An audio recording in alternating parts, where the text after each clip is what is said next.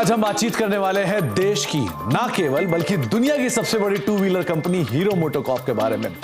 दरअसल इस कंपनी की शुरुआत तो आज से 66 साल पहले शुरू हुई थी और जब ये शुरुआत हुई थी तब ये कंपनी साइकिल के कारोबार में कामकाज करती थी और एक समय में देश की सबसे बड़ी साइकिल मैन्युफैक्चरर के तौर पर भी इसका नाम शुमार होता था।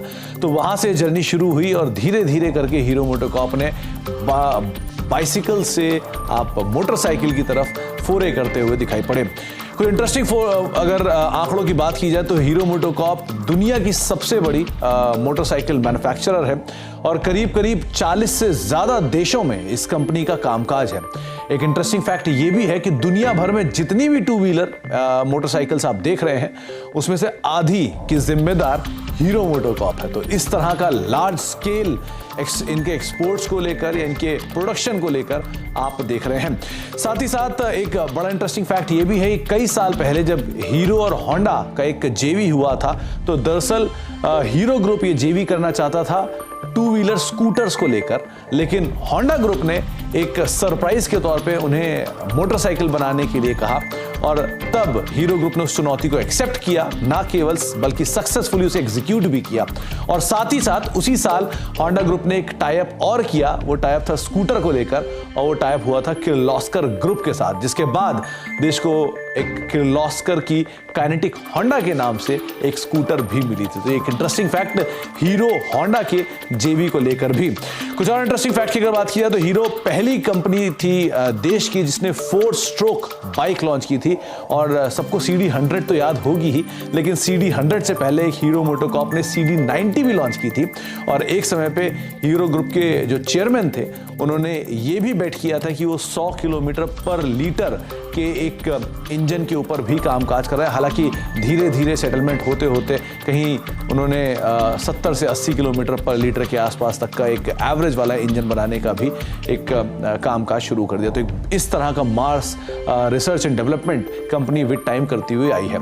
अच्छा, इसके अलावा कुछ और इंटरेस्टिंग फैक्ट की अगर बात की जाए तो हीरो मोटोकॉर्प करीब करीब 9500 टू व्हीलर प्रतिदिन बनाती है और साथ ही साथ हर करीब मिनट के तौर पे हर प्रति मिनट में रफली 7 मोटरसाइकिल हीरो मोटोकॉर्प की प्रोडक्शन लाइन से गुजरते हुए आपको दिखाई पड़ेंगी। तो जब हम बातचीत कर रहे हैं तो इस बातचीत के दौरान ही करीब करीब 21 हीरो मोटोकॉर्प की जो बाइक्स हैं वो आपको प्रोडक्शन लाइन से उतरते हुए दिखाई पड़ेंगी।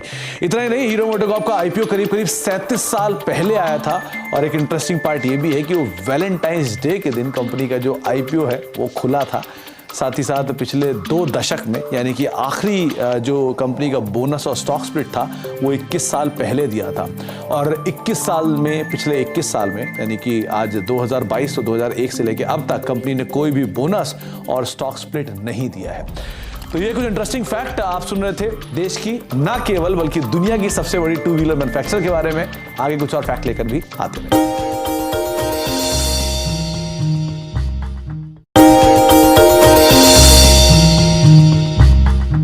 डू यू नो में आज हम बातचीत करने वाले हैं आयशर मोटर्स की। दरअसल कभी अगर आप ताज कोलाबा या आमतौर पे मॉल में घूम रहे होंगे तो आपने एक शॉप देखा होगा या एक आउटलेट देखा होगा गुड अर्थ के नाम से। ये गुड अर्थ जो है ये यूजुअली आपको दिखाई पड़ेगा गिफ्ट आइटम के लिए या वेस्टर्न इंडो वेस्टर्न क्लोथिंग के लिए। दरअसल आयशर मोटर की शुरुआत जब हुई थी तब इस कंपनी का नाम था गुड अर्थ और वहां से कंपनी धीरे धीरे आगे बढ़ना शुरू हुई। आज जो कंपनी के चेयरमैन हैं सिद्धार्थ लाल, उनकी मदर का जो प्रोजेक्ट है उसका नाम है गुड अर्थ और आज भी वो रिटेल आउटलेट्स के तौर पर आप आमतौर पर देखेंगे भी। तो अक्सर मुंबई में अक्सर किसी हाई प्रोफाइल मार्केट्स में आपको शायद गुड अर्थ के नाम से कुछ प्रोडक्ट बिकते हुए दिखाई पड़े। अब लौटते हैं आयशर मोटर्स के ऊपर। दरअसल आयशर मोटर की शुरुआत 1948 में हुई थी और तब जब ये गुड अर्थ होती थी तब इसका जो कामकाज होता था वो इंपोर्टेड ट्रैक्टर्स को इंपोर्ट करना, उनके पार्ट्स को इंपोर्ट करना, उसे असेंबल करना।